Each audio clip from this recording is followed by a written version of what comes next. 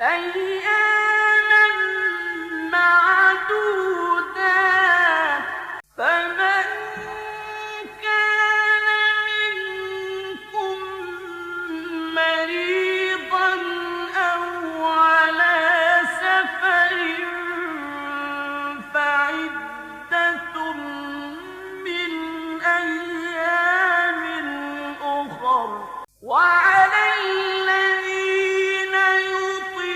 يطيقونه فدية طعام فمن تطوع خيرا فهو خير له وأن